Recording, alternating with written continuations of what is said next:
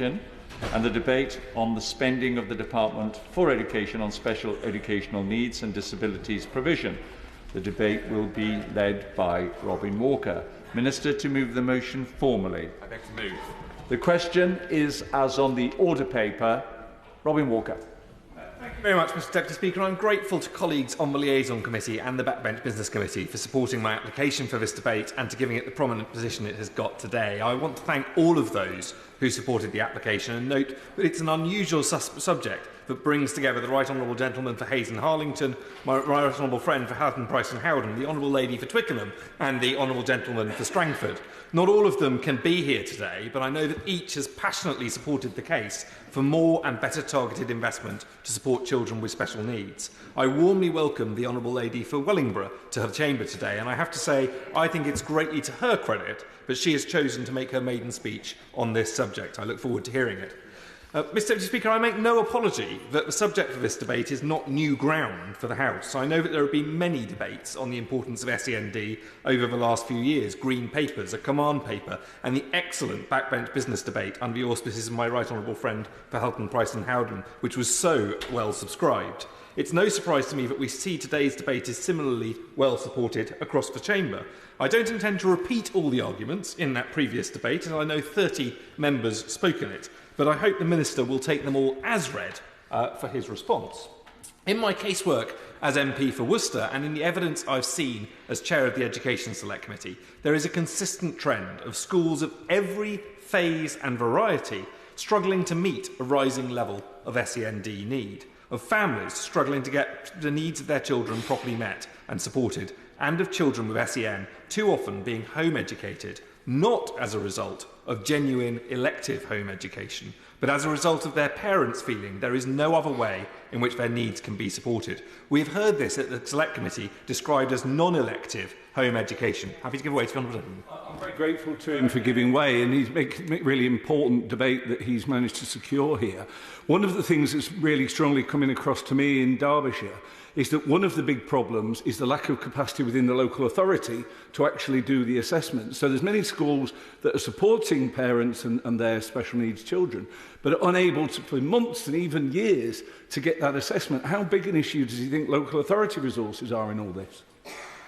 I welcome that intervention. I think the Honourable Gentleman is right. That is definitely part of the challenge. I'll try and come back to that later on in my speech, and I think the briefing that the LGA have provided for this debate is very helpful in drawing attention in that regard. I also think in that previous backbench business debate, a number of members from all sides of the House highlighted the need for earlier identification of need, and all the different organisations across local authorities, health and education that need resource and support in order to deliver that. Will you just give way on that? Of course. The need for early identification, I think, is incredibly strong. There has been some progress towards it, and I congratulate the Minister for the strides he's been able to make. But isn't it true that you can't have a genuinely universal education system unless you have universal early identification of special need? And having said that, Mr Deputy Speaker, will he welcome the fact that I've just secured the opportunity to reintroduce my dyslexia screening and teacher training bill, which will come before the House as a 10-minute rule bill on the 23rd of April? Well, I congratulate my honourable friend, right honourable friend, on securing that opportunity and for all the progress that he has made on drawing attention to the needs of dyslexic children and identifying those needs early. I think, of course, he's right, but we need to look at how we can make the identification of need more universal and better supported at an earlier stage. He will recognise that some conditions only show themselves, however, over time, and so it's important that there are the right interventions at every level in order to identify those needs and make sure that they're being properly led. When we debate children missing school, as we have often in recent years, it's very difficult to tell which are doing so because of unmet need. But the work of the Children's Commissioner, amongst many others, has highlighted that this is a major cause. When, without the benefit of a much-needed statutory register, which I know the Government is now pledged to support, we debate rising levels of home education, it's impossible to tell how many of the rising number of cases are genuinely elective. And I hope in tomorrow's second reading, the whole House will show its support for my honourable friend from Eon Valley's bill that seeks to address this issue. I welcome the fact that the opposition front bench has already done so, and I believe the government has as well. Both of these factors, as highlighted in the Education Select Committee's report on persistent absence, point to the need for urgent action on SEND. The government's own command paper is also clear on this point. In fact, in preparing for this debate, I was quite struck by some recent comments from the Secretary of State herself when she was speaking at the ASCL conference and said, quote, "The massive demand of more and more children diagnosed, even not diagnosed, but have special educational need, that's something I think we haven't got the right system in place. If you look at special educational needs, we haven't built enough special educational needs places or schools. We have councils under pressure because families can't get the right support that they need." A succinct summary of the nature of the challenge, which I think colleagues across the House will recognise all too well. And it's in that context that we need to consider the departmental estimates for the Department for Education, the £57.8 billion rising to £58.5 billion for the core schools budget, and the £82 billion rising to over £100 billion overall in the supplementary estimates, as well as the £6.3 billion capital budget. These are big numbers, and it would be easy as a member of the government benches to point to these and trumpet what are undoubtedly record sums in cash terms for revenue funding, but they don't tell the whole story. The excellent House of Commons library briefing prepared for this debate confirms that both cash and real terms growth in spending on high needs since 2015, but also a faster trajectory of increasing need as identified by EHCPs. Within those numbers, of course, it's to the credit of ministers in this government that the amount spent on high needs funding has doubled within the last 10 years and increased by over 60% since 2019. This shows that there has been some recognition of the importance of investing in this space. However, as we debated on the F40 motion a few weeks ago, it's also clear that this revenue funding has not been sufficient to meet demand. The growth of EHCPs alone over the same period has been more than double, and the level of need demonstrated not only by the number rising from 240,000 9 years ago to over 500,000 today, but also by the complexity of conditions and the demand for specialist places to support highly complex pupils has grown even faster. I'm told 180 children per day are being identified as having special educational needs. For every child with an EHCP, there are many more, as the Honourable Gentleman for Chesterfield already pointed out, who are awaiting one, awaiting assessment, or have their needs already met in public or independent schools without the need for an EHCP. Nevertheless, these children also need support. I don't intend to rehearse all the arguments for the early identification and support of need, but this is a really vital part of the argument. It's also to the credit of ministers that there has been greater recognition in recent years of the need for more capital investment in SEND places. And even in the most recent budget, the main capital commitment for school-age education was a further £105 million for 15 SEND free schools, delivering up to 2,000 specialist places across the country, and I welcome that. But I would observe that the calculation that just over £100 million can deliver 15 whole new specialist schools seems to me a very challenging one. That gives a cost of £52,000 per place, compared to more than £86,666 per place in the calculations the government made just 3 years ago, before the impact of 3 years of high inflation for building costs. Happy to go away. Grateful to my honourable friend Gibbon when I thank him for all he does on the committee. You know, I, like many members of Parliament across the board here, my constituency surgery, see parents in real pain, you know, who want the best for their child, and they're waiting for 1 to 2 years to get a health plan to get them the healthcare need that they need and the education. The question he's just raised is with regards to the allocation of the £105 million in the budget. Can he clarify what his understanding is, how the government will allocate that across the country? Because I need the allocation for my constituents in Gillingham and Raynham who urgently need that, and we all want to know in Parliament it's going to be done on a fair basis. I congratulate my honourable friend for making the case for his constituents. Of course, that question he asked is really one for the front bench, and I hope that the Minister can clarify more about the process of allocating those resources. Now, at the last spending review in 2021, the department secured £2.6 billion over the review period for a mixture of new specialist settings, expansions of existing ones, and delivery of bases in mainstream schools. In total, this was designed to deliver 30,000 new school places. I would ask the Minister in his reply today to update the House on progress on spending that substantial capital investment and whether he can update the House on the total number of specialist places already delivered. I would also ask if he can explain, I will come to my honourable friend in a moment, but I would also ask if he can explain how deliverable the government has found this programme at a cost of £86,666 per place, and the rationale for the budget announcement being so much cheaper. I'm happy to take my honourable friend's intervention.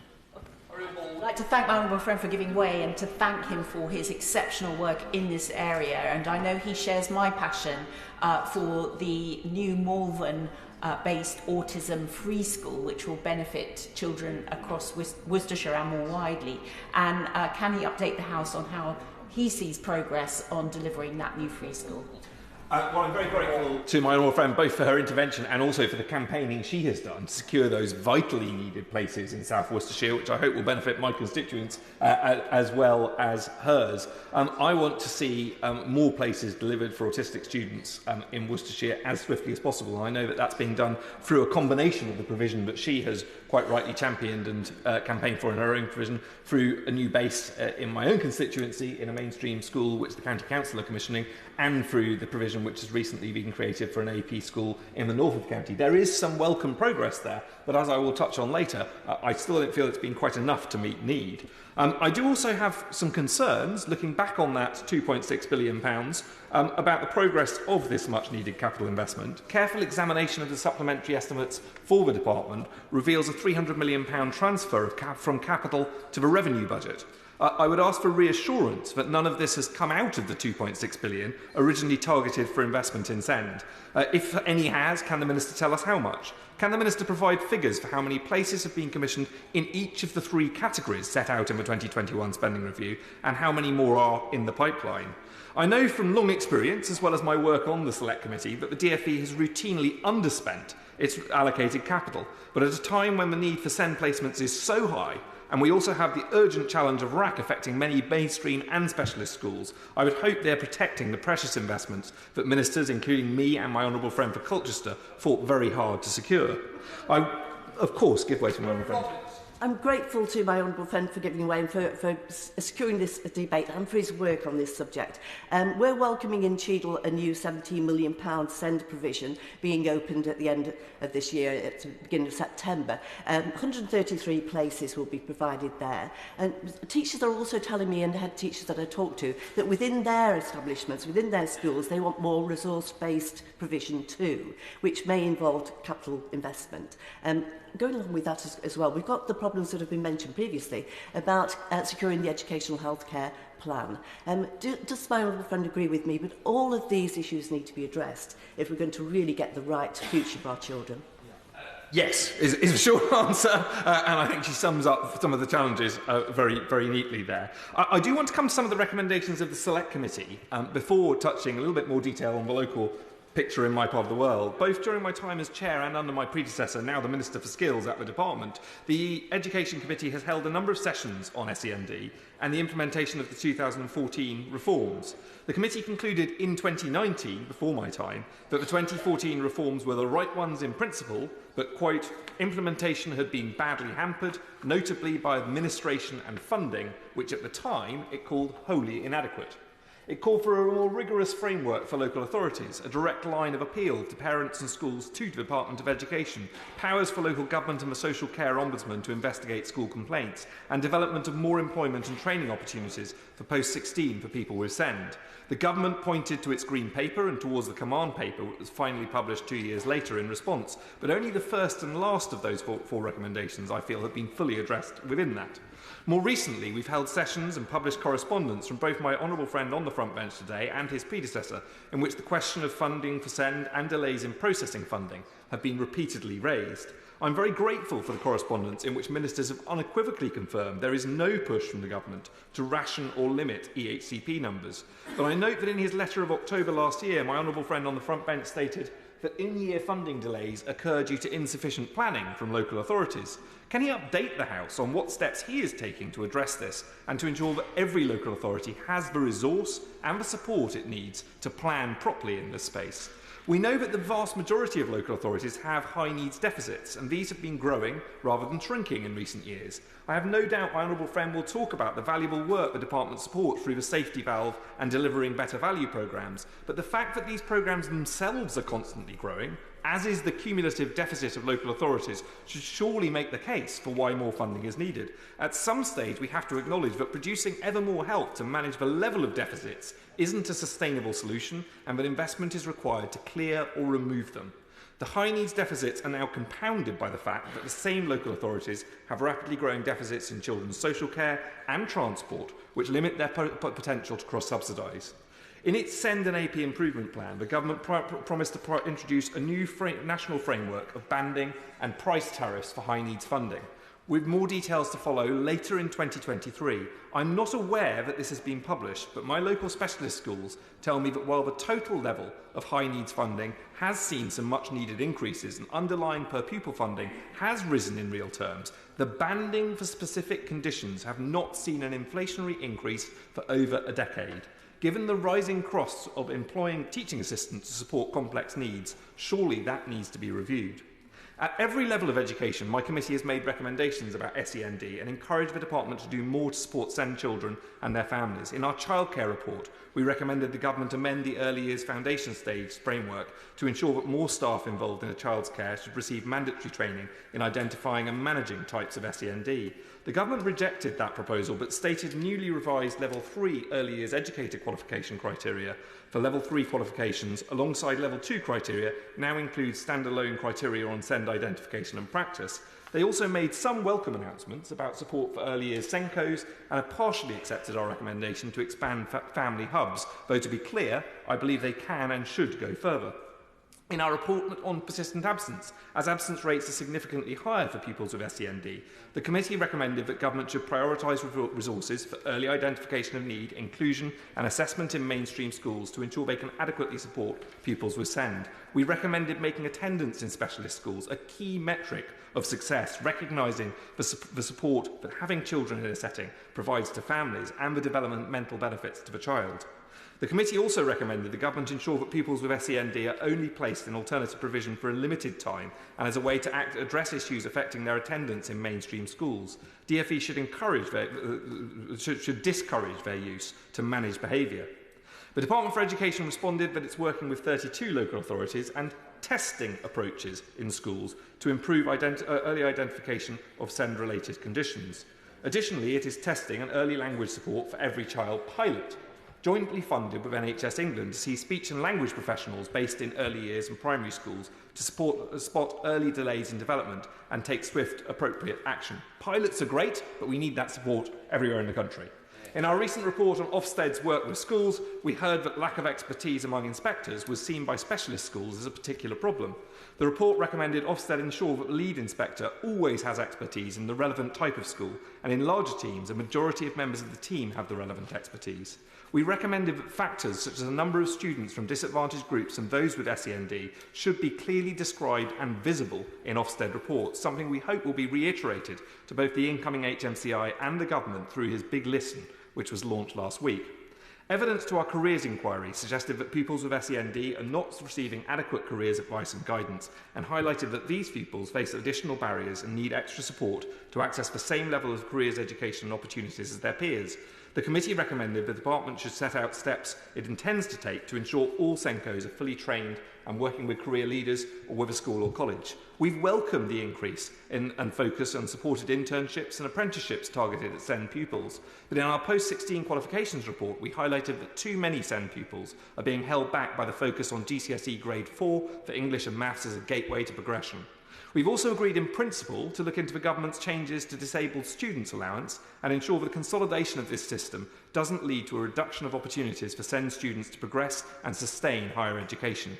This matters because we know pupils with special educational needs are a rising proportion of the school population. Their life chances matter just as much as everyone else's, and their parents' ability to work to support them and to live a full life depends on them receiving the right support through childhood, into school and out into early adulthood. Of course.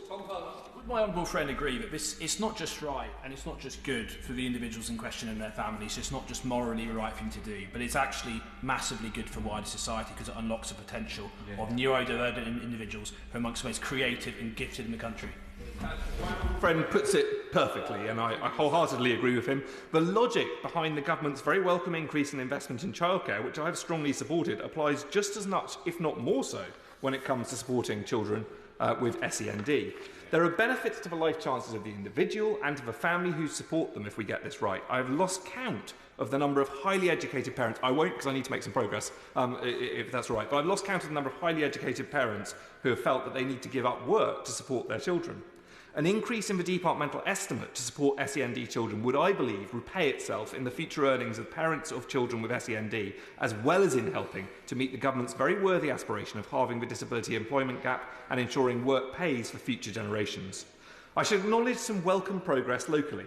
We've seen 2 new specialist settings open up in the last few years for children with autism in Worcestershire. The one my honourable friend mentioned in West Worcestershire, and the one from my honourable friend in Royal Forest. The County Council are in the process of commissioning a new secondary school with a specialist autism base in Worcester. We have seen expansions in the numbers of pupils supported at both Regency High School and Fort Royal Primary School in Worcester, and we've seen improvements in the opening of new settings in alternative provision. An exciting partnership between Heart of Worcestershire College and Star College in Cheltenham promises better progression opportunities for FE students with SEND locally, and our university prides itself on being one of the most inclusive in the country. However, the demand on all our settings is rising insatiably, and Fort Royal in particular has seen a huge increase in the severity of the population of the pupils that it serves. This has led the school to seek agreement with the County Council to reduce its intake so that it can ensure that pupils with highly complex needs are properly and safely supported. The principal of the school has recently written to local politicians to highlight this and highlight the risk of local needs not being met by 2030. Can I ask the Minister to look carefully at this correspondence and to consider very carefully the need for more specialist provision in Worcestershire, particularly at the primary level, and the case which I've been making over many years to move Fort Royal Primary School, a brilliant school on a highly constrained site, to a location where it could grow and expand. I also want to raise the concerns of respite settings, such as New Hope Worcester, who provide vital support to SEND families during the holidays and who have seen a reduction in the number of places they are commissioned to provide. Parents from that setting have raised with me their concerns, but more support is urgently needed for respite care, which helps them to ensure their children can engage in specialist education and helps to avoid the far greater costs of children being taken into homes. Whilst this support I know comes from the DeLuc budget rather than DFE's, we need to acknowledge in this debate the importance of cross-departmental working to better support need. The LGA's helpful briefing for this debate, which I've touched on already, majors on that and makes a number of constructive recommendations. It calls for a cross-government strategy for children and young people, arguing that DeLuc should coordinate capacity issues impacting children's social care, SEND and the early years. It wants councils to have the powers to lead local SEND systems and hold health and education partners to account for their work supporting SEND children and young people. And they call on the government to use the SEND Improvement Programme plan to recognise the vital interconnection between SEN and mental health. Children and young people with learning disabilities are more than 4 times more likely to develop a mental health problem than average. This means that 1 in 7 of all children and young people with mental health difficulties in the UK will also have a learning disability. They point out that good quality early years provision can generate sustained and significant improvements in children's outcomes, reducing disparities in later life. But both councils and early years providers feel that they don't have sufficient funding, resources and tools to properly support children with SEND and their families. I also attended this morning the excellent briefing from the Children's Service Development Group for the launch of their Hopeful Horizons report. Amongst the key recommendations of that relevant to today's debate were urgent clarity on the banding and tariffs arising from the new national standards, speeding up the building and registration of new services. They pointed out that independent specialist providers have a wealth of knowledge and want to work closely with the government to make this process a success. Mr Speaker, it's good to see the Honourable Lady for Newcastle in her place. I look forward to hearing her proposals for ensuring any future Labour government could address SEND funding and provision better than they have in the past. I expect her to point to her party's flagship policy of imposing VAT on independent schools as part of the solution and claim this will provide resource for helping to meet need. But having heard many of the uses to which they want to put the theoretical money that they will raise, I'm at a loss to see how any of these provide the revenue or the capital need to better support SEND children. In fact, we've heard from a colleague in the last debate we had on the issue, a debate in which no Labour backbench spoke, but Labour do not plan to exempt specialist settings from their tax grab, but only pupils in independent settings with an EHCP. And I profoundly believe this is a policy mistake which they would come to regret if they ever carried it out. Many pupils with SEND are supported either by their families or by local authorities in independent provision, including many highly specialised schools, and a very small proportion of those pupils currently have EHCPs. The decision to make this and solely this the gateway for avoiding a 20% increase in costs would create enormous and immediate demand for EHCPs, which local authorities and health structures are already struggling to provide in a timely manner. It could result in many pupils with SEND leaving or being taken out of settings that are currently meeting their need, and then seeking EHCPs in order to access settings that might. I don't believe they thought this through, and I don't believe in their calculations they factored in that £86,000 per place for public provision. The DfE estimates show rising spend on public education and on schools, and within that a rising level of investment in high needs, all of which is welcome but not sufficient. In 2014, this House legislated to better support the needs for SEND children, and the potential of that legislation, as the government itself has acknowledged, has not yet been realised. I hope frontbenchers of whatever colour will reflect on the need for future estimates to better support this vital and worthy cause. In conclusion, Mr Speaker, I will support the departmental estimates because they provide record levels of funding into education in general and SEND in particular, but I believe there is a strong case for increasing both capital and revenue investment in the latter. Yeah. We now come to a maiden speech. Jen Kitchener. Thank you, Mr Speaker, for calling me to make my maiden speech on this vital topic which came up a lot during the campaign. It is a great honour to stand here as the new Labour MP for Wellingborough. I was in fact 2 years old when the last Labour MP for Wellingborough made their maiden speech in 1997. But since then, we've had a highly visible member of the Chamber, and although Peter Bone and I disagree on many things, he was an experienced campaigner and a lead voice on the Grassroots Out campaign. Wellingborough is not just a constituency, but a tapestry of diverse voices, experience and aspirations. From the streets of our market towns to the tranquil countryside that surrounds, each corner of the constituency tells a story of resilience, ingenuity and community spirit. I pledge to honour, protect and champion this rich tapestry with every ounce of my being. Many on this side of the House will have visited the beautiful constituency of Wellingborough during the campaign. But for those members that didn't make it on the campaign trail, the constituency consists of the towns of Wellingborough, Rushden, Hyde Ferris, Findon and the picturesque villages that surround them. We're 50 minutes from London by train and close to the M1 and A14, so there's no reason for you not to visit for a cheeky weekend away to help boost our local economy and high streets. As a bellwether seat, the people of Allenbury, Wollaston, Urchester often know the problems the government of the day will face before they do. And with the largest swing this century, the cleanliness of high streets, highways, policing, special educational needs and disability for the children's access to education and access to healthcare were crucial issues when knocking on doors from Beaujeu to Wilby. And the Harridans. It was striking how the communities of Chelveston, Newton Bromswold and Grendon had all stepped up where the public sector had been cut. One village in particular, Great Doddington, holds a special place in my family history. The quaint village is where my great-grandfather, the Reverend Henry Hacking, served from 1935 to 1938 as the parish vicar of St Nicholas after serving as an army chaplain in the First World War. As many will know, my family have served in the armed forces for 3 generations on both sides, and their commitment to public service and duty to our country was instilled in me from a young age. I endeavour to make them proud and have dedicated my professional career to the charity sector, fundraising for projects to help those in need. On that, I'd like to highlight a couple of charities that have done incredible work to help the community and the constituency. The Off the Streets Knife Crime campaign has trained the public on how to use bleed kits and has designed knife amnesty bins installed in Queensway. I urge you to look at the work of this charity and encourage similar charities in your constituency. The Victoria Centre and the Daylight Centre provide housing and food banks and a sense of community to Wellingborough Town Centre. Serve in Rushden has stepped in to ensure that the elderly and disabled can get to doctors and hospital appointments now that the bus service is lacking and urgent care is challenging. Coming from the charity sector, I'm honoured to have the position to be able to further their causes in this House. As part of my commitment and economic pledge to the constituents of Wellingborough in the coming months, Mr Speaker, expect me to bang the drum for our town centres and our high streets and encourage more tourists and members to the area. For a great Saturday, you could visit Irvin's Speciality Tea Shop, which I serve in my office. Wine from the Wine Chateau, which is the only bricks and mortar specialist shop that sells Moldovan wine, again, in my office. You could visit Rushton Diamonds Football and support community football, which is a great Saturday out. Me and my dad watched them score in the 97th minute. You could end your night at the award-winning Ember restaurant in Wellingborough or the new restaurant Estrella in Rushton. If history is more your thing, the constituency is steeped in history, with buildings from the Jacobean, Elizabethan and Carolinian eras. In fact, the Hind Hotel was the resting point for Oliver Cromwell and his army before the Battle of Naseby in 1645.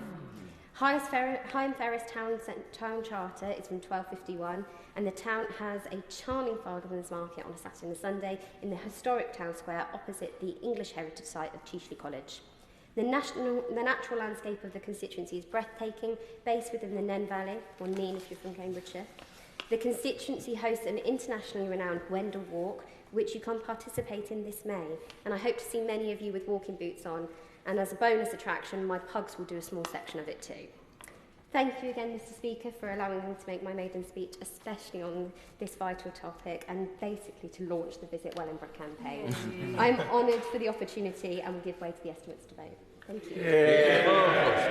Matt Hancock. Thank you very much, Mr. Speaker. And can I begin by congratulating the new member for Wellingborough for an eloquent speech and certainly a Visit Wellingborough campaign, just embryonic right now, which I know that she was encouraging some in this House to join a couple of months ago. Sadly, I couldn't join that particular campaign, but no doubt it will continue. I also note that in her previous time before entering the House, she was an ardent fundraiser for many charities, including Sarcoma UK and the Children's Hospice and Children's Health Charity and the Salvation Army.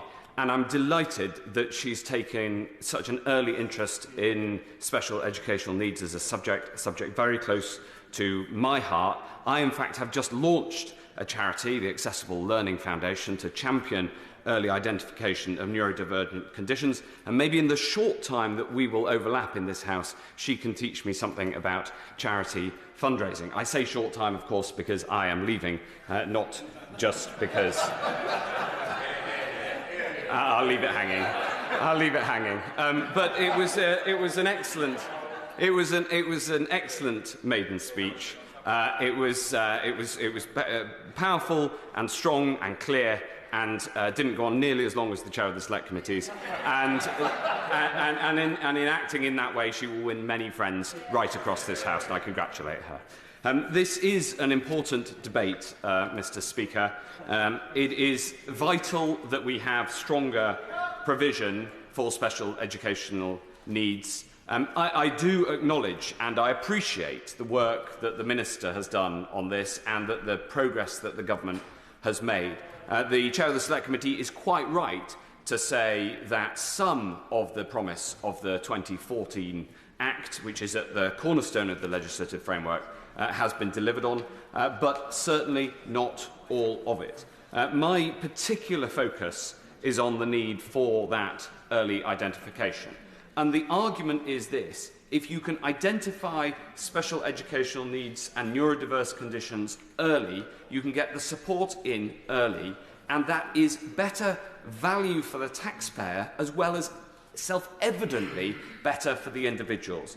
And in particular, I want to take on and defeat the argument that identifying conditions leads to labelling, which some say makes the problem worse for an individual. It is not true. It is an antediluvian attitude, and it needs to be abolished from our policy approach. Having more information about each child, having more data on them, is better for that child and better for their teachers. For instance, early identification of dyslexia through assessing the gap between their phonic ability, already assessed in the early Year 1 phonics test, and their oral linguistic ability, now easily doable using technology and artificial intelligence, because that can assess the oral capability in a way that simply wasn't possible automatically using technology even a couple of years ago. Knowing that gap can help a teacher to support a dyslexic child in a way that can mitigate against and give them the skills to deal with the challenges that dyslexia brings, so that they can then gain benefit from all the rest of their education, not just in English, in reading and writing, but in all other subjects as well, which are, of course, built on reading and writing, and especially those that require significant amounts of language, like history, for instance. This argument that has been put to me by officials in the department, most recently in the Times newspaper by the otherwise absolutely brilliant Matthew Parris, who I love, who argued that he didn't think that ADHD existed, for instance. This argument that that these things are somehow not scientifically valid and we shouldn't identify early is simply wrong and should be destined for the dustbin of history. So I would urge the Minister to set out the further progress that's been made on early identification.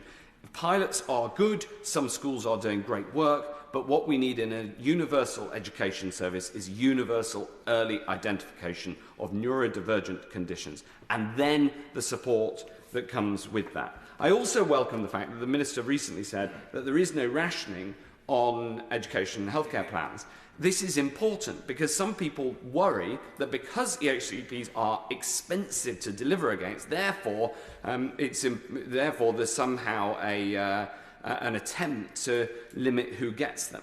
Now, the challenge, though, is that they are not fairly available. They are not evenly available, and because some parents can afford to pay for a formal diagnostics test for dyslexia, there is therefore a social inequality in terms of who gets access. Hence, universal screening. Not necessarily universal formal diagnosis, that is a more expensive process, but universal screening so that we know who is more likely to be neurodivergent, and therefore those tests can be properly and more fairly targeted.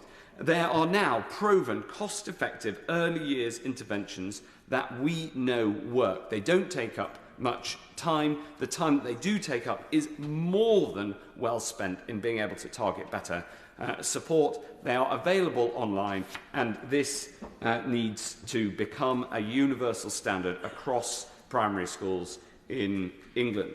One of the reasons, of course, that this is so important, Mr. Deputy Speaker, is because of what happens when this goes wrong. We heard from the honourable member, my honourable friend from Ipswich, the reason to support neurodivergent children because of their ability to succeed. And we know, for instance, that around half of successful entrepreneurs are dyslexic. We know that there are skills that dyslexic people tend to have in more abundance than straight-line thinkers, like creativity. And you can understand why, because if you have to spend your whole childhood working out how to get around the fact that you're dyslexic, then that will develop those parts of the brain that enhance creativity. But there's also, we shouldn't just be Panglossian, there is also a darker side to this. In our society, neurodivergent individuals have for far too long been let down, and we have a school-to-prison pipeline, often due to the lack of early identification.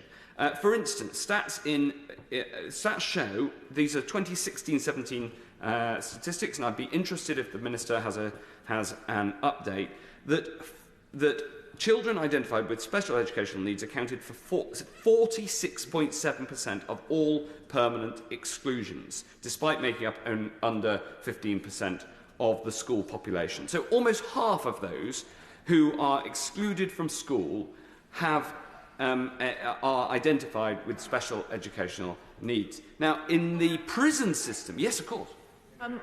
I thank the right honourable gentleman for giving way. He makes a really powerful point about school exclusions, and I shouldn't have been shocked because the stats are all out there for us to see. But last year, when I visited Feltham Young Offenders Institute, just down the road from my constituency, I was told the vast majority of young men in that institution had special educational needs and had been excluded from school. So if we don't invest early, as he's powerfully making the point, we are storing up huge social and economic costs for ourselves. Absolutely right, Mr Deputy Speaker, and this is something that unites colleagues from across this House. The bill that I'll bring forward next month has cross-party support, and I urge her to add her name to it, has the support from the member from Chingford all the way through to the member for Hayes and Harlington. It's not often they sign the same piece of paper. And if she will add her name to it, that creates a triangle of support from across this House, and I would really welcome that, because, as she says, in fact, she anticipated my very next point. The MOJ reports that 42% of incarcerated individuals had experienced exclusion from school, and we know that just over half of all the male prison population have a reading age of primary school age. Addressing neurodiversity, identifying it early, ensuring the right support, and therefore reducing illiteracy and getting in support for behavioural consequences of neurodivergent conditions will lead to fewer people in prison, and then making sure that for those who do end up in prison, that they get the support, having been missed by the education system, that they get the support will help reduce reoffending. And I'm glad to say that the Lord Chancellor is on this and is making progress, and the now Health Secretary made a huge amount of progress as Prisons Minister, but there is much more to do. And here's one concrete example that I'm going to put to the Minister of a new policy that I've proposed. The Ministry of Justice is currently rolling out digital profiles of prisoners outlining their screening data and educational enrolments that are assessed on entry to prison and ensuring that that data then follows the prisoner as they move from prison to prison. This is an initiative that was started under the previous Lord Chancellor and is being rolled out now. It's very good. However, in the school system, there is no automated data flow from primary to secondary school. Often there are now assessments early in secondary school, and that is good. But if there is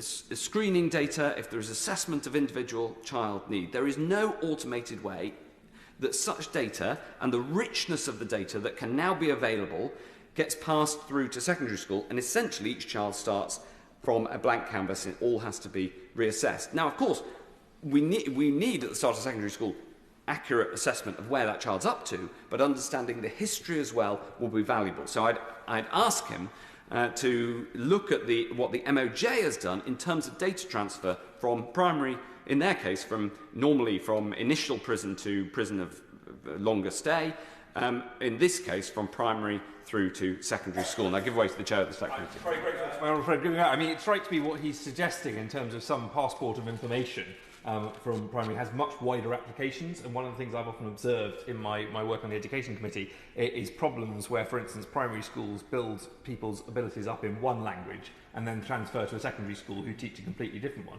Some form of passporting of data as a pupil passport when it comes to special educational needs, but also in terms of learning from primary, secondary, would be extremely useful when it comes to managing transition. Yes, I'm absolutely certain that this approach to data could be more widely applicable. My focus is on in this specific area, but there is now a richness of data on individual children that simply wasn't available 10 years ago or even 5 years ago. And that passporting of data, I think it would be valuable. I agree with everything that the Chair of the Select Committee said on the question of funding, and so I won't repeat it. He's been the leader of the F40 campaign for many, many years. Suffolk is also underfunded, as is Worcestershire, and so I put in my plug, but I don't need to add any more details. The Minister knows it for sure. I will close by saying this. I appreciate the engagement the Minister has shown on this subject. I look forward to meeting him in private in the next couple of weeks as well to continue this discussion. But I would urge him to support early identification, not just as a matter of social justice, not just as a matter of progress for each individual child, not just so that we can ensure each child can reach their potential, but also, since this is an Estimates Day debate, Mr Deputy Speaker, because then we will spend the money that taxpayers spend on education more wisely, and we will get better educational outcomes as a result. And I'd like to publicly congratulate Jen Kitchen on her maiden speech, her fine maiden speech. Well done. Munira Wilson. Thank you very much, Mr Deputy Speaker. It's a pleasure to follow the Right Honourable Member for West Suffolk. I agreed with an awful lot of what he had to say, and particularly his point about early diagnosis and not being afraid to attach a label to things, because actually that equips parents and teachers to be able to support a child appropriately, even if it doesn't necessarily mean additional funding is needed.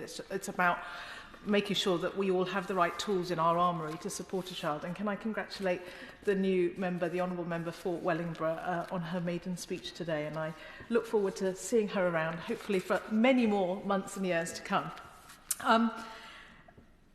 Mr Deputy Speaker, can I also congratulate the Honourable Member for Worcester, the Chair of the Education Select Committee, for securing this important debate. I was very happy to sponsor his application for it, given the desperation and exasperation felt by so many parents of children with special educational needs and disabilities up and down the country. As he alluded to, we heard from all sides of the House in January in a very well-attended debate secured by the Right Honourable Member for Halton Price and Howden, where we heard harrowing stories from our constituency casework and indeed in some cases from personal family experiences of Honourable and Right Honourable members of this House. Sadly, his plea for more immediate support in the budget fell on deaf ears, although the longer-term commitment to build a few more special schools was welcome, about which I'll say a little bit more later. But as well as the visceral impact on vulnerable children and their families, the insufficiency of funding for SEND is one of the most pressing financial issues facing our local authorities around the country, many of which find themselves on the brink of bankruptcy. And it's this particular area I'm going to focus my remarks on today, rather than repeating some of the issues that I raised in the January debate. Now, since March 2021, the Department for Education has made safety valve agreements with 34 local authorities with the highest dedicated schools grant deficits, and a further 5 are in the pipeline. The department is working with an additional 55 local authorities through its Delivering Better Value and SEND programme. So we're not far off 100 local authorities who are already engaged with the DFE because they are struggling with SEND funding. And this number will continue to rise because, as everybody has made the case repeatedly in this place, the need in terms of DFE, the funding, the funding that's available simply doesn't match the need. And ultimately, a lot of these programmes are sticking plaster solutions that won't address the longer-term underlying challenge, because beyond the lifespan of some of these agreements, I know that local authorities are already predicting and modelling significant deficits in the years to come. Now, although it's worrying that so many local authorities are already involved in these mechanisms, more worrying still is the number of local authorities who are using the statutory override. Now, introduced in 2020, the override allows local authorities to exclude any deficits on their dedicated schools grant spending from their main revenue budgets.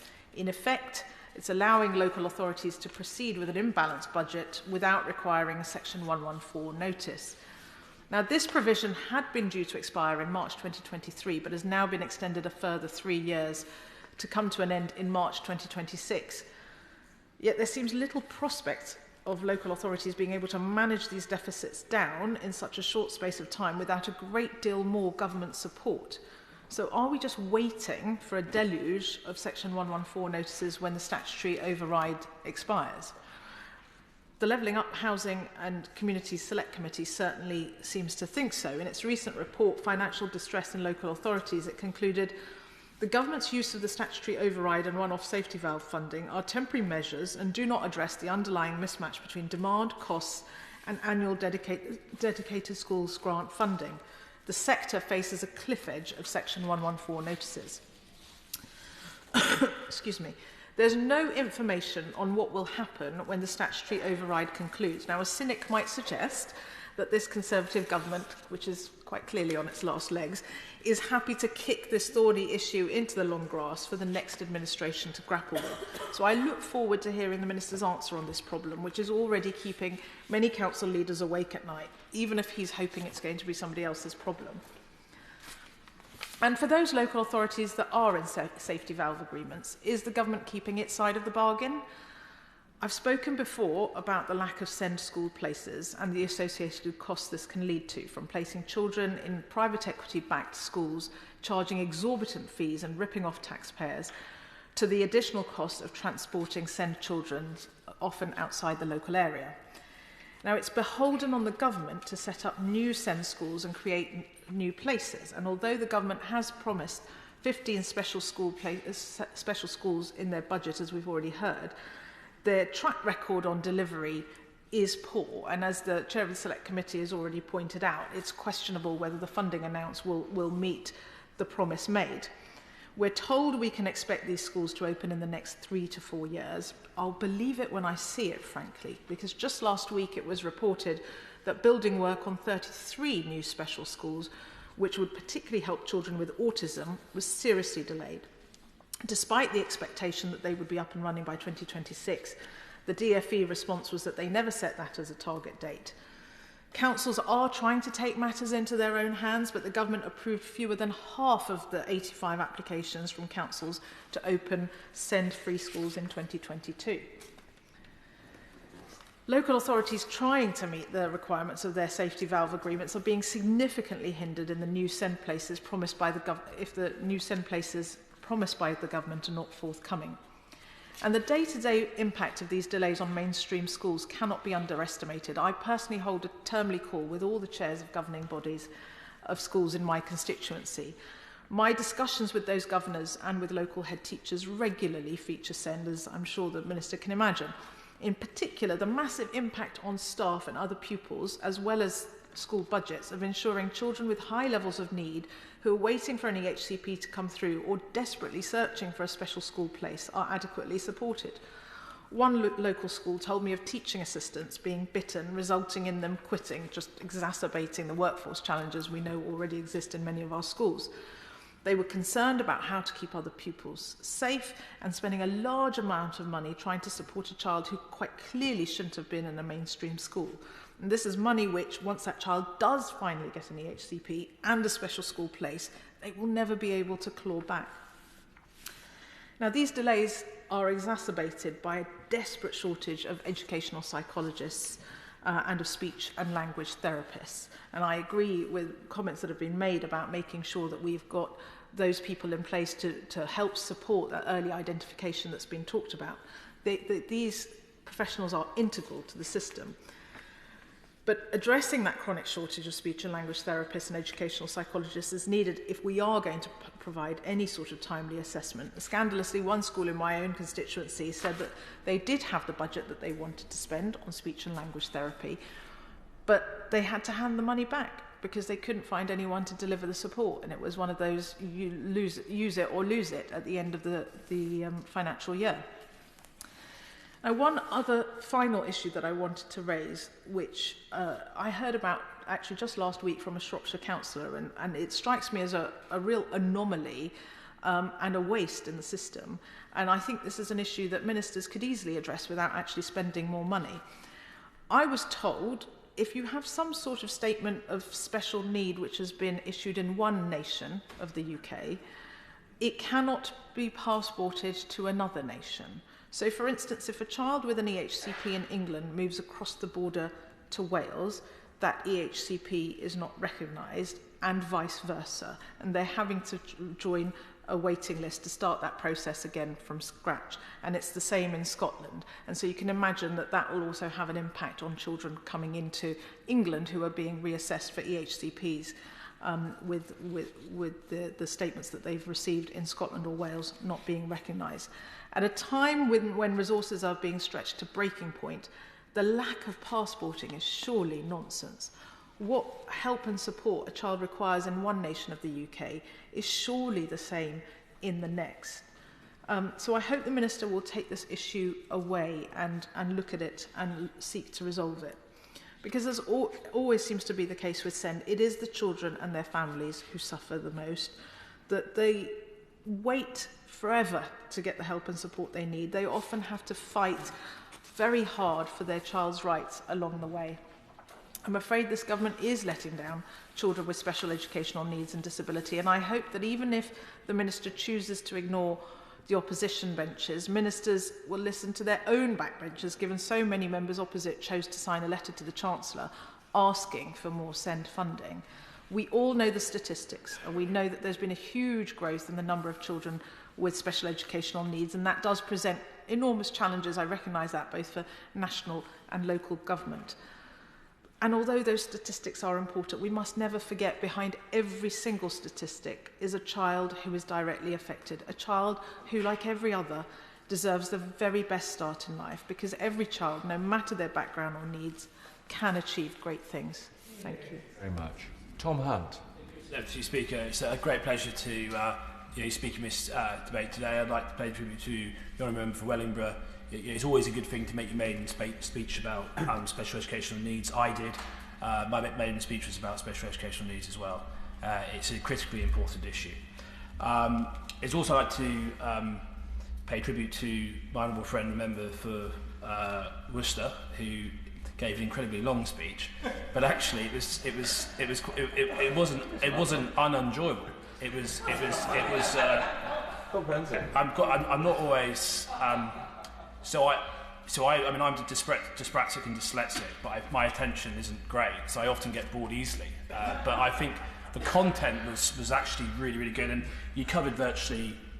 My honourable friend, the member for Worcester, covered virtually everything there is to say in an incredibly comprehensive way.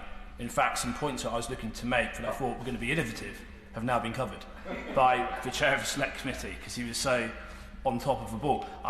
It's a great shame. I was on the Education Select Committee for a couple of years, but I never actually served under the current chairman. I left before he became the chairman, but I did support him to become the chairman, and I hadn't been, and I learned a lot today about the work he's been doing. So it does make me very happy to see that the current chairman of the Education Select Committee is putting so much of a priority on special educational needs and is so well versed in his knowledge of it. So that's really good news, really great to hear. I also, in terms of the right honourable friend, my member for West Suffolk, who I've supported in terms of the work that he's been doing on early diagnosis. I myself, I've told this story so many times. I'm sorry, I'm a bit like a broken record, but when I was 12, I had a reading and writing age of an 8-year-old. I couldn't do my shoelaces until I was 14, and frankly, it was only when I got diagnosed with dyslexia and dyspraxia that things started to change for me in a positive way. So it really does make a huge difference. I know some people say that sometimes it can go a bit far, and sometimes it's a bit of an obsession of people feeling like they need to be labelled.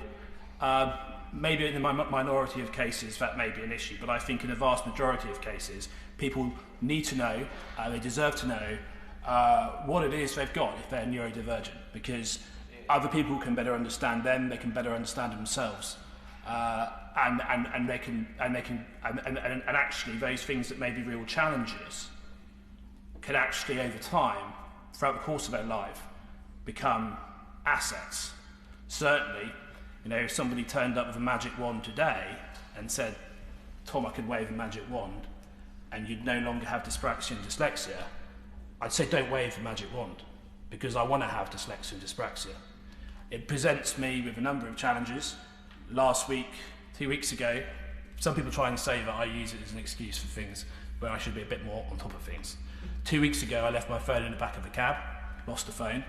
And then last night, I left my rucksack in the back of somebody's car, and I've only just got it back, which is why there's been lots of activity here, with messages being passed. So yeah, but I'm not going to use my forgetfulness or my dyspraxia, but I think it might have something to do with it.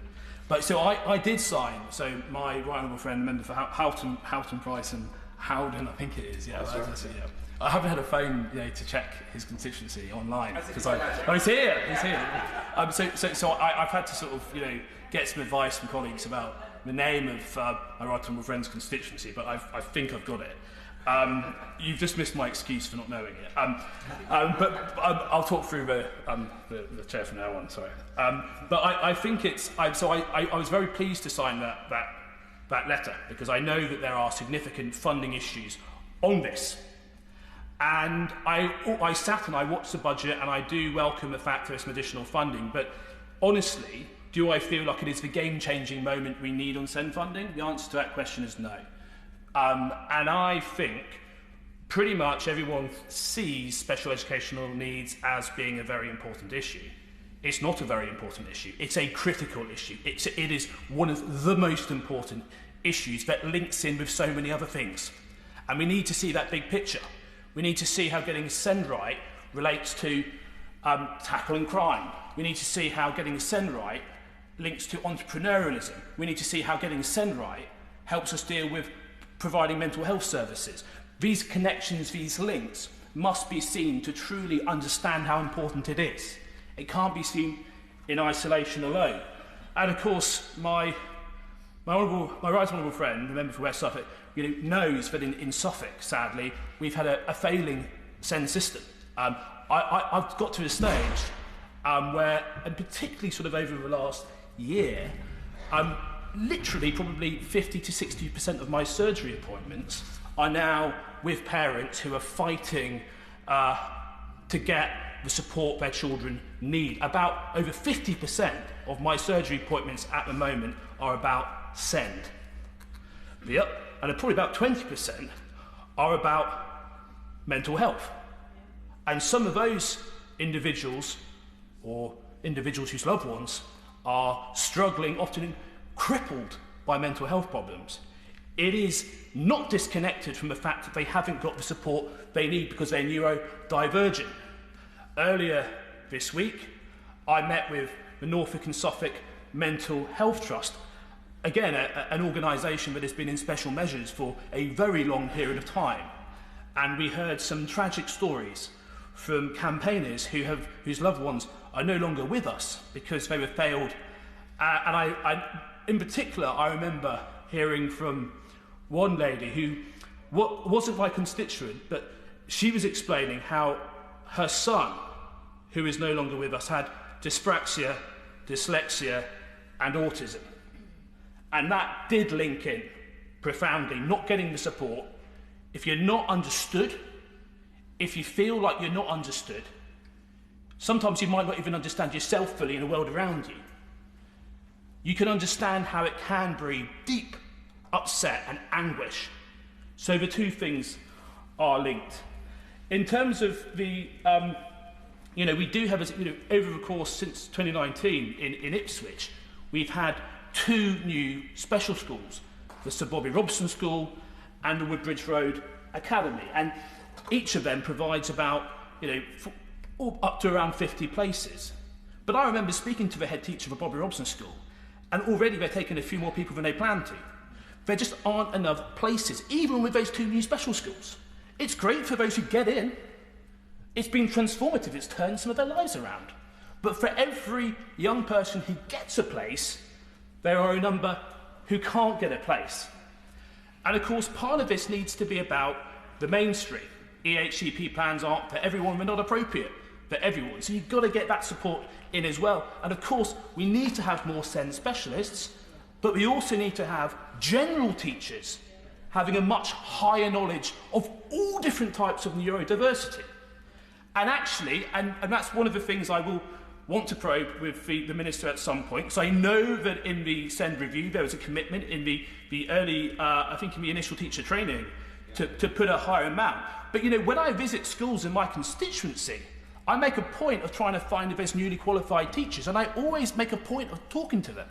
And I ask them, I say, well, how much of your teacher training was about SEND? And the consensus is hardly any of it is. So I need to see evidence that since that commitment from the government, in practice, things are changing. And also existing teachers who haven't, maybe people who have been teachers for many decades, putting resources in place to ensure that they get the knowledge they need, because there isn't a teacher who I've met who isn't passionate about wanting to do more in supporting, but they just need the knowledge and the support to get to that place to do so. One of the things that is really, one of the things which was on the Education Select Committee when I was on it was the link between, about sort of, I think it was 40 or 50% of those in prison have got some kind of neurodivergent to some extent. they feel like the systems fail them. They feel alienated from the system and they turn against that system. And to a certain extent, that's understandable.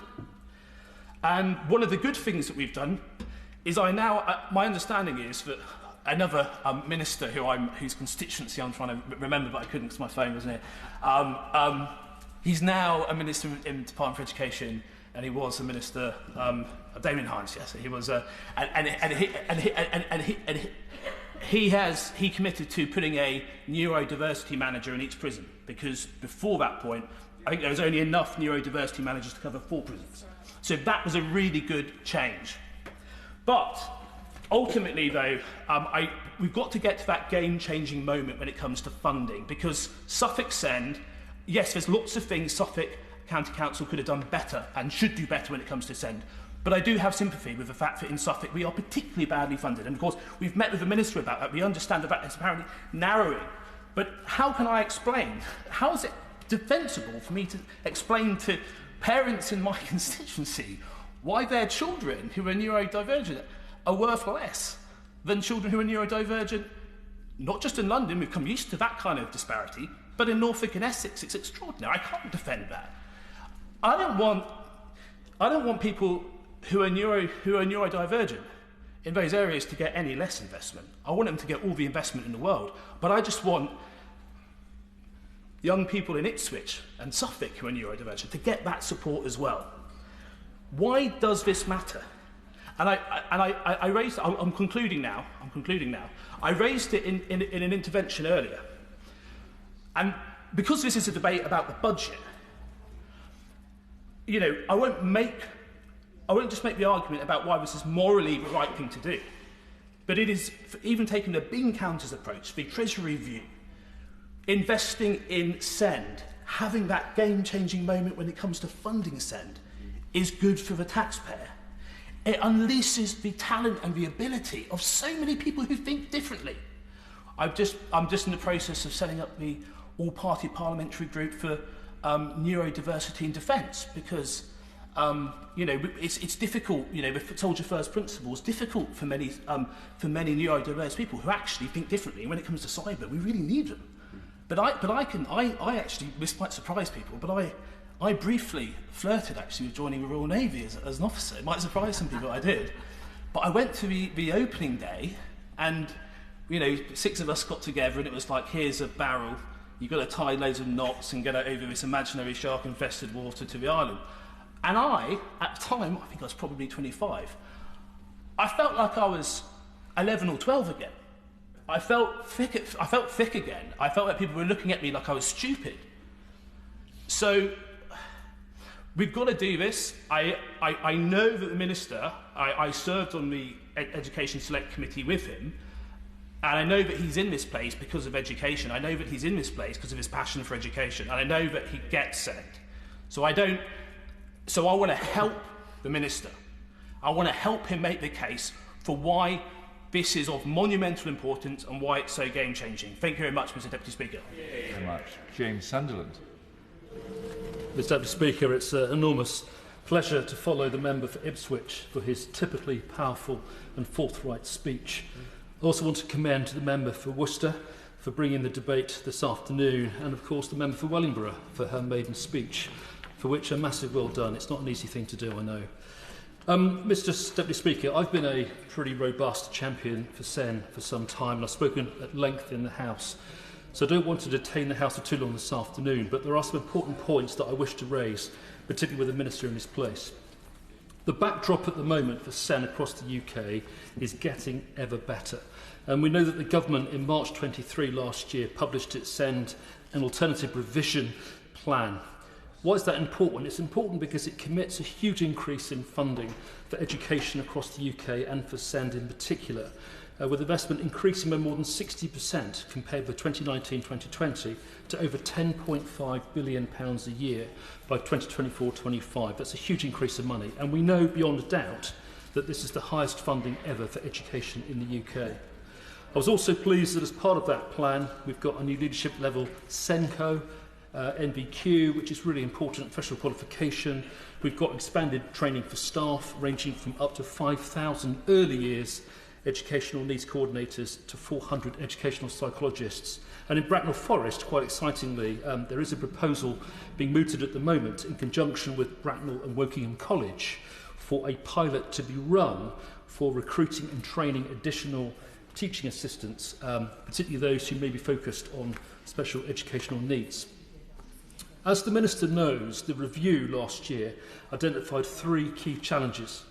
The first thing is that navigating the SEND system and alternative provision is not a positive experience for families. And indeed, the EHCP is too long, it's too convoluted, too difficult, and it requires a degree to actually fill it out and submit it. Outcomes for children and young people with SEND are also consistently worse than their peers across every measure, as my friend from Ipswich has mentioned. And also, thirdly, despite the continuing and unprecedented investment, the system is not financially sustainable, and there are insufficient places currently available for those needing specialist places. So what do we need to do? Well, given that I try and be focused nationally as well as locally, I think what we need to do is, first of all, to better operationalise the process. We know the money's available, we know the policy's in place, but actually it's not being translated right now to improvements locally. I am working locally with Bracknell Forest Council to do this. Additional staff are being recruited and response times are improving for those who contact the department. But these improvements need to happen much more broadly across the DfE area. Whilst the details do remain confidential for safety valve, I am supporting Bracknell Forest Council also in its endeavours. And here in Westminster, I'm meeting with ministers to make sure that the best possible deal can be met for the councillors and the officials at Bracknell Forest Council. And I'm grateful to the government for its ongoing cooperation and investment, which is pivotal. But to better operationalise the provision, we need the right settings for all of our children who need them, and also sufficient places. And even with the increased funding that we do have, we do now need to build additional schools. And that's now, not in 5 years' time. Last year, I was pleased to play my part in securing funding for the new SEND school in Crowthorne in my constituency, which is one of the 60 new schools announced last year. But Bracknell Forest Council assures me that it is ready to go right now to scope and build that school. So, Minister, can we please have the money right now, not in 5 years' time? And why stop there? Well, we need to be ambitious nationally and locally. We can also invest locally in a third school. An obvious site in Bracknell is the Warfield site, which I've raised with the council before, and I've encouraged the council in Bracknell to be more ambitious and to go for it. So let's not go for a second SEND school, let's go for a third as well. And we need to do the same across the UK. Identify settings where these schools can be built and to make the money available now. And why? Because these settings are non-discretionary. Before I finish, I just want to raise 2 last points if I can. Firstly, I do have a particular issue with Labour's policy on VAT for private schools.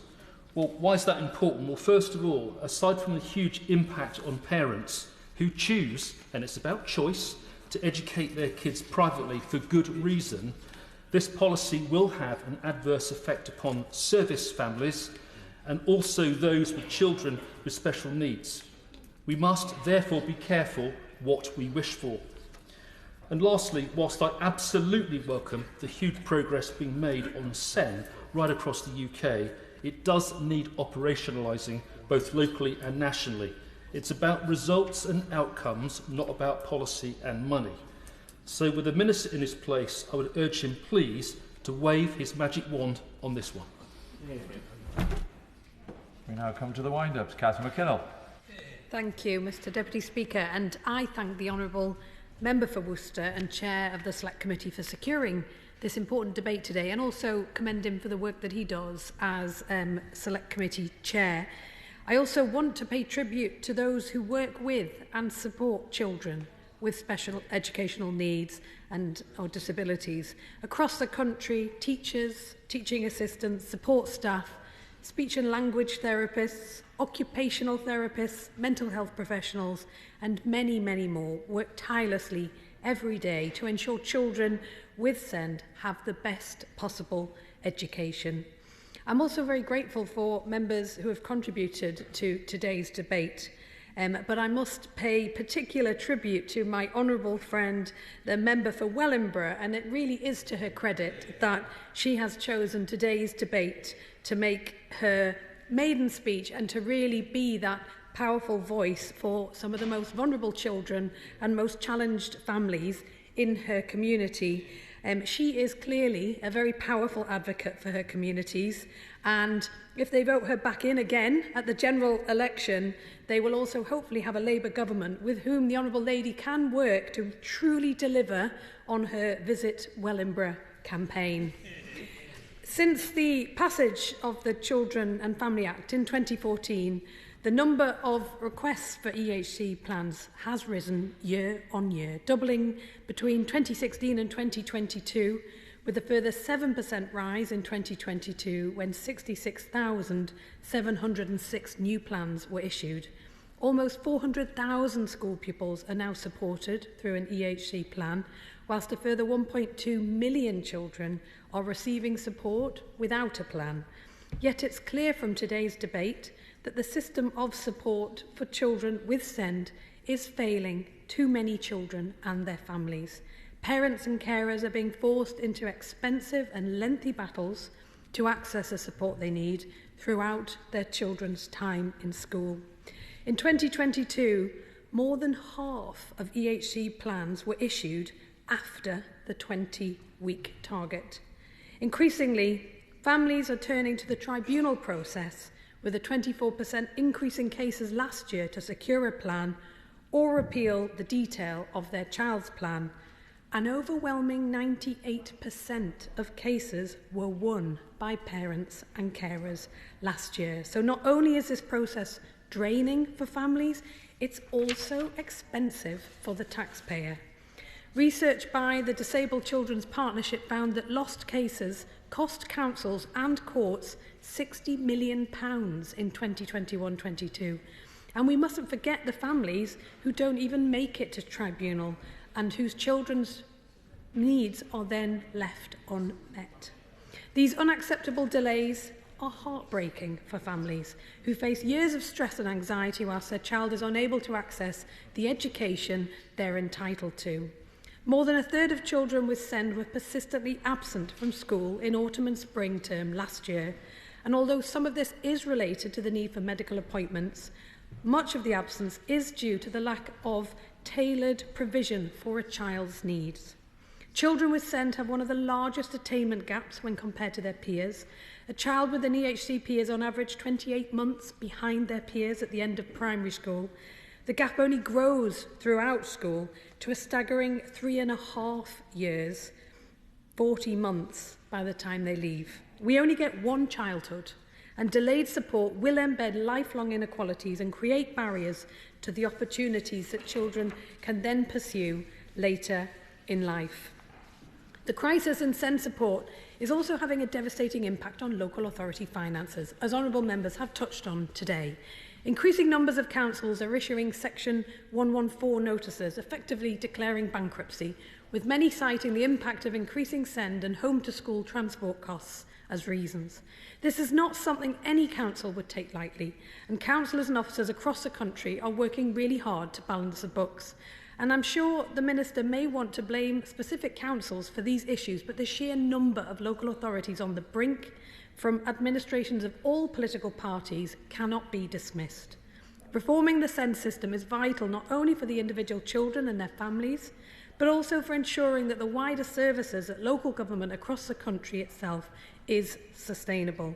Issuing a Section 114 notice has grave implications for the delivery of all local government services, and it's often children who suffer most from these resultant cuts. The government's SEND and alternative provision review should have been the opportunity to set out an ambitious plan for reform to ensure the best outcomes for children with SEND, better relationships with families, and a sustainable system for schools and local authorities. Yet after a 4-year wait, the plan was met with widespread disappointment at its limited scope. Many measures will not even come into effect until 2025, 6 years after the review was announced. 300,000 children with SEND will have left school in that time. Whilst the funding for 15 new special schools in last week's budget is of course welcome, these will provide additional places for just 2,000 children, and there's no clear timeline for when they will open for students. So I hope the Minister will be able to update the House on the other 33 new special schools announced alongside the SEND and AP improvement plan. More than a year on from the publication of the plan, the Department has yet to publish the details of approved academy trusts, and that is delaying the start of construction. So when does the Minister expect these schools to open for students? It's also disappointing that the budget had little to say on more widely on support for children with SEND, the majority of whom will continue to be educated in the mainstream sector. The opposition is committed to breaking down the barriers children with SEND face. We believe in high and rising standards for every child. We know that there are children with additional needs in every classroom, in every school. Yet the government, as has been highlighted by honourable members on the government benches, does not equip every teacher with the knowledge and skills that they need to teach them.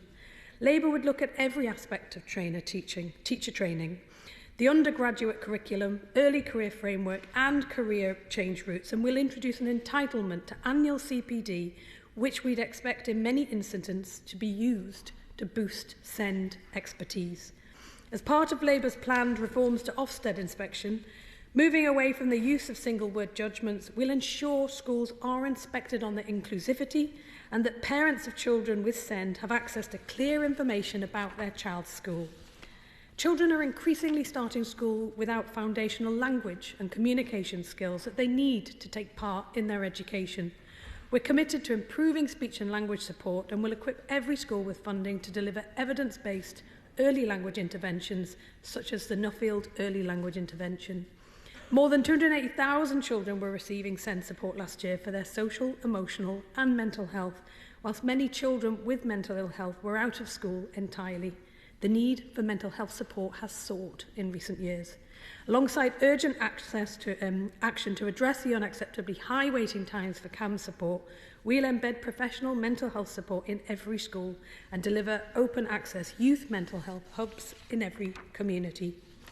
And we will build a modern early education and childcare system which works for the families of disabled children.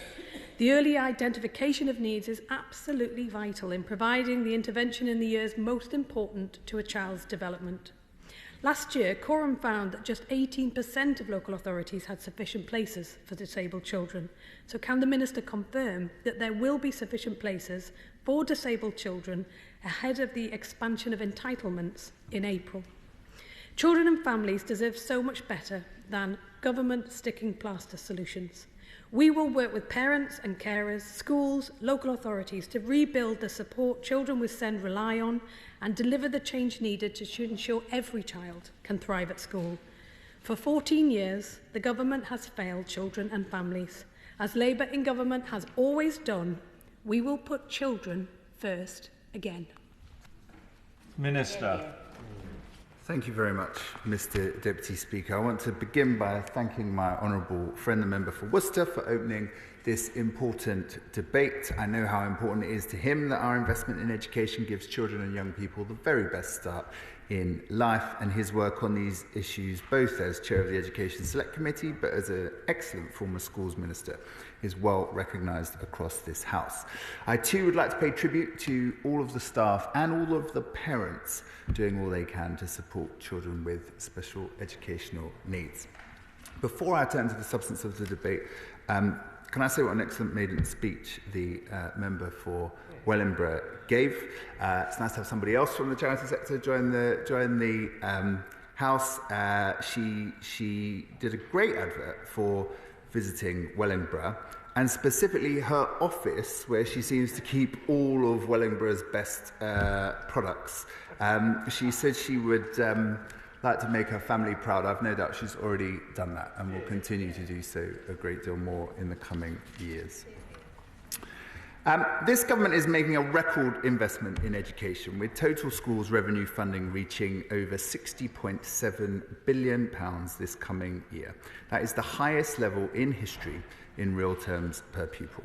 As my honourable friend, the member for Bracknell, said, himself a great champion for children with special educational needs, within the total funding amount, high needs funding is increasing to over 10.5 billion in the coming financial year, an increase of over 60% compared to 2019-20. The department is also making a transformational investment in capital funding. We've published over £1.5 billion of high needs provision capital allocations for the 2022-23 and 2023-24 financial years to support local authorities deliver new places and improve existing provision for children and young people with SEND or who require alternative provision. I will. Honourable friend for giving way so early. On that point, I'm grateful that there's going to be 2 new special schools coming to Norfolk, including one in West Norfolk. But at the moment, Norfolk County Council spends £40 million a year moving children with special needs to special schools rather than on their education itself. So will he look again at the urgent need for funding for counties like Norfolk who are facing those very high costs? My honourable friend makes an excellent point. The amount that is being spent on transport rather than provision is too high, and the solution to that is both to create more provision but also to have children's needs met wherever possible, and it isn't always possible, wherever possible within mainstream schools at an early enough stage. But this investment is on top of our ongoing delivery of new special and alternative provision free schools. There are currently 108 open special free schools and a further 77 approved to open in the future. Last week we announced funding for an additional wave of 15 special free schools. Now, my honourable friend, the member for Worcester, asked some questions about this investment. I can confirm this investment is intended to provide 30,000 additional specialist places and that we remain on course to deliver this. I can also confirm we will still be spending £2.6 billion on this area. However, despite our investment in education funding, it's right to acknowledge the SEND and alternative provision system continues to face challenges. The SEND and alternative provision improvement plan, which we published last March, seeks to move us to a national system where every child gets the right support in the right place at the right time. We've already begun the process of testing our reforms. In September last year, we launched the SEND and AP Change programme. This is delivering some of the things we talked about in the plan, including to standardise and digitise the EHCP process, test advisory tailored lists, and strengthen mediation. On financial pressures, as has been touched on, the Department for Education has 2 main programmes, the Safety Valve programme and the Delivering Better Value programme, to support and stabilise LA expenditure. These programmes are designed to improve SEND services by helping local authorities to make the very best use of their resources. Those local authorities with the highest percentage deficits are invited to join the Safety Valve programme. There are now 34 local authorities with Safety Valve agreements. And by March 2025, the department will have allocated nearly £900 million through this programme to help local authorities eliminate their historic deficits while continuing to deliver high-quality provision. Those local authorities with substantial but less severe deficits have been invited to join the Delivering Better Value programme, an £85 million programme that was launched in 2022 and helps selected local authorities to structure and deliver their SEND services so young people get the support they need at the right time. The authorities work out the causes of their challenges and develop action plans and are given £1 million to support the implementation of this plan.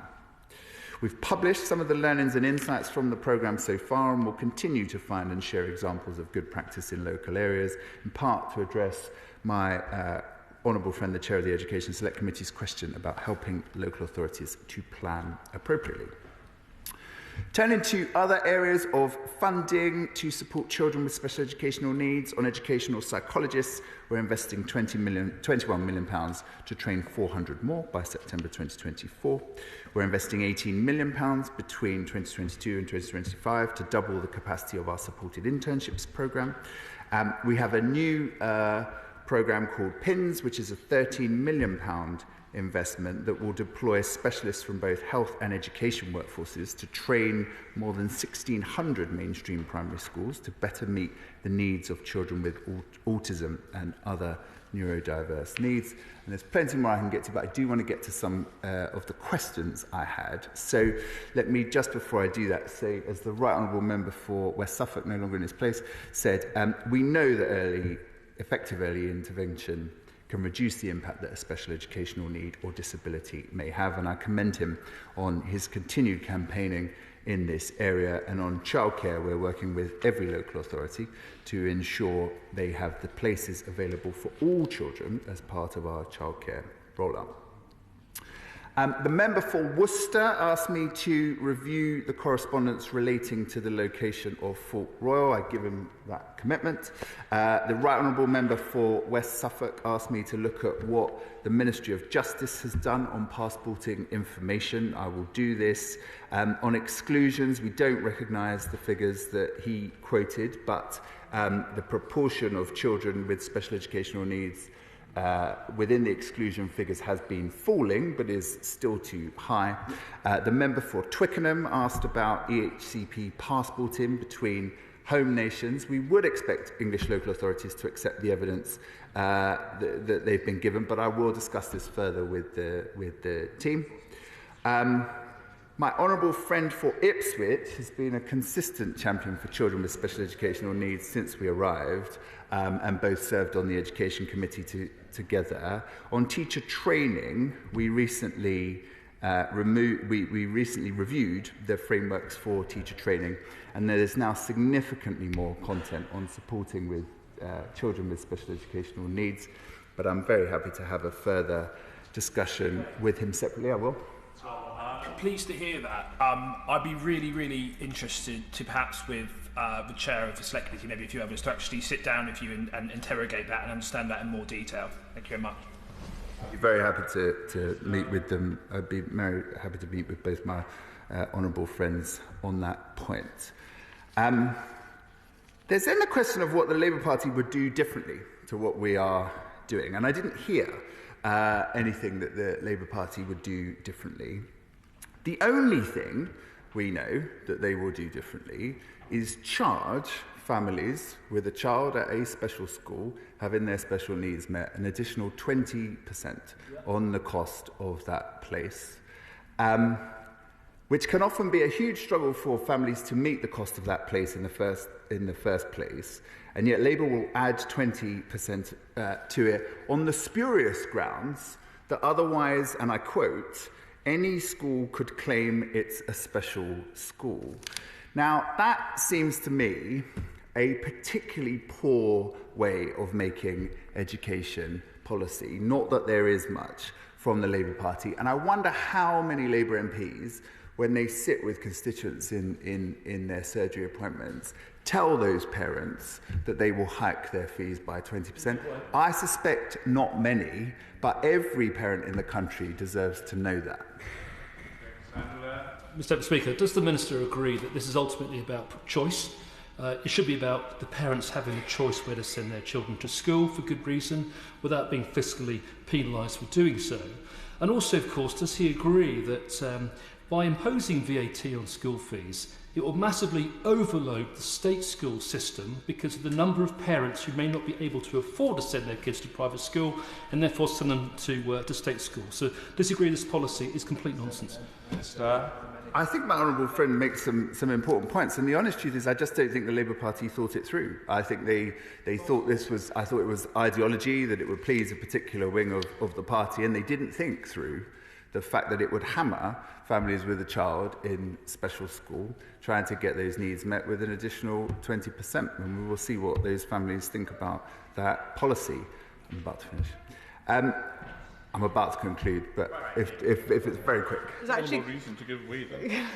I thank the Minister for giving way, because I'm actually going to support quite a lot of what he's saying on this particular issue. I've come across, just in the last couple of weeks, 2 or 3 families where children have gone into state mainstream schools who've got lower levels of additional needs that don't warrant an EHCP and have really struggled.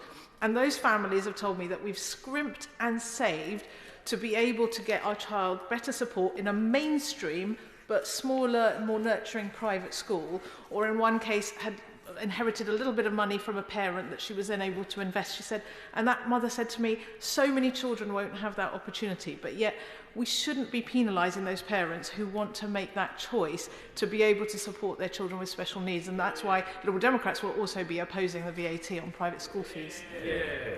It's not often I say this, but I absolutely agree with the honourable lady, and I hope we can work together. She's absolutely right. There's a myth the Labour Party have that everybody putting their children in these schools is just very wealthy and they can afford to have 20% go on the cost of their fees. But as she says, it often isn't the case. It's often them trying to get the right support for their children. It isn't within their control whether they can get an EHCP or not. There are all sorts of factors that affect that, and it's absolutely unacceptable to hammer those families with another 20% on the cost of trying to get their children's needs met. In conclusion, I'm happy to, if I've got the time. Yeah.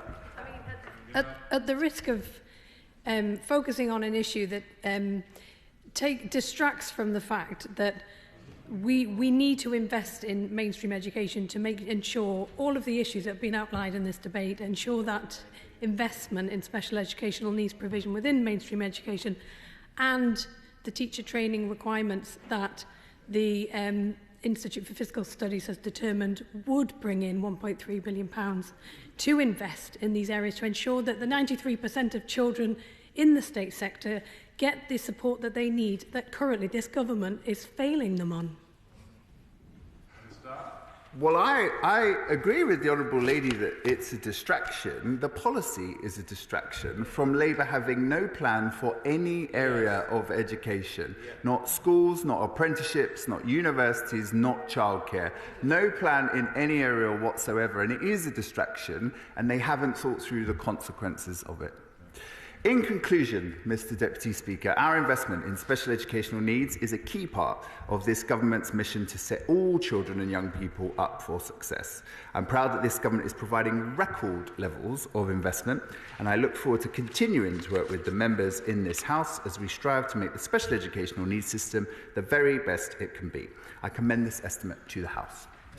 With leave of the House, Robin Walker. Thank you very much, Mr Deputy Speaker. I think we've had an excellent debate. We've heard from all sides of the House about the importance of this issue, the importance of continuing to increase investment in special educational needs across both capital and revenue. I congratulate warmly the Honourable Lady for a fantastic maiden speech. I was very impressed to hear about her ancestor, who was a great war chaplain, and we have one of those famous one from Worcester, Woodbine Willie, who went on to become a great Christian socialist. I'm sure she can make a big contribution on educational issues, and I invite her to join us on the Education Select Committee, where I hope she may be able to do so some more. We've had brilliant speeches from colleagues across the House. I don't have time to talk to them all, but I congratulate them for the case that they have made for their constituents. And I say to the Minister, I recognise he's done some very important work on this and he takes the issue seriously.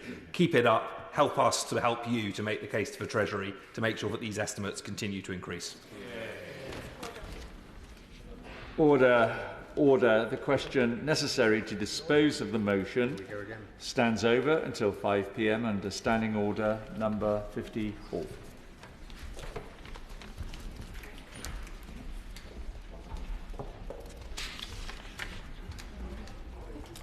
We now come to the motion on the supplementary estimate for the Home Office and the debate on the spending of the Home Office